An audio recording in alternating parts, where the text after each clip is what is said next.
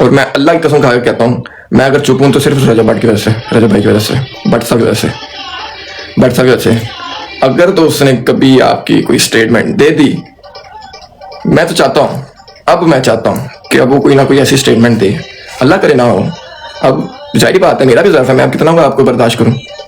कर ये direct message हमारा बहुत ही रिस्पेक्टेबल भाई, और बहुत ही ऐसे ना समझना कि अभी कोई बदमाशी कर रहा हूँ या कोई उसको मैं सुना रहा हूँ या उसके ऊपर गुस्से कर रहा हूँ। उसको एक दफ़ा रिस्पेक्टली उसको मैसेज भेज रहा हूँ कि अभी ऑन शेख भाई, आपने जो कल बात की है कि ब्राउन के पर्पल शर्ट लेके आओ, आगे से वीडियो कॉल करनी है अंकल को, ये आपका ज़र्फ है, ये आप हरकतें करते हैं ऐसी।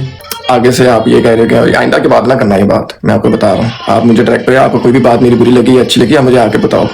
ये ऐसी हरकतें करने की नहीं ज़रूरत आपको, एटलीस्ट आपका नहीं बनता बिल्कुल भी। और ना ही आप ये आके ये कहोगे कि अभी मैं ये बात कर दूंगा तो मैं रोस्ट कर दिया, बड़ा रोस्ट कर दिया। ये रोस्टिंग नहीं होती भाई मेरे और मेरे बहुत ही प्यारे भाई हो। आपको बहुत अच्छे तरीके से समझाया मैंने मांडो ने, जबकि दोस्तों ने समझाया, आप नहीं समझा कि अभी आपके ऊपर बैक क्लच किया। और आपने फिर आके वही लाइव में आके आपने क्या नाम है कि जी सिंपैथी ले ली कि अभी अगर ये माफ़ी मांगते हैं या बुलाना चाहते हैं या कोई सुलह की तरफ आते हैं तो मैं बिल्कुल हाजिर हूँ। मैं अपनी बहन के लिए झुक जाऊँगा, बहन के लिए जो करना पड़ा मुझे मैं कर लूँगा।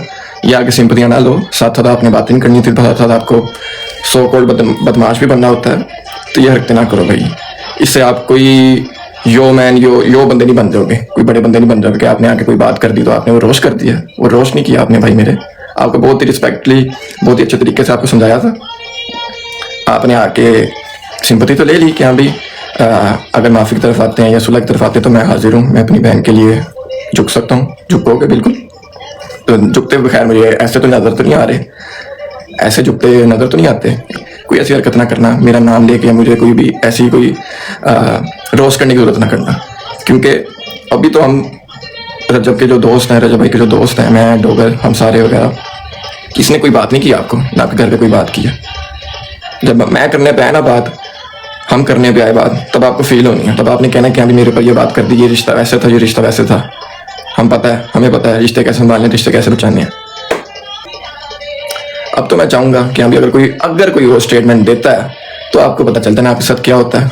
उनकी तरफ से होगा ही होगा, अवाम की तरफ से होगा ही होगा, फिर मेरी तरफ से भी होगा। ये भी याद रखना, मैं डायरेक्टली आपको ओपनली कह रहा हूँ, कोई ऐसी हरकत करने की जरूरत नहीं है।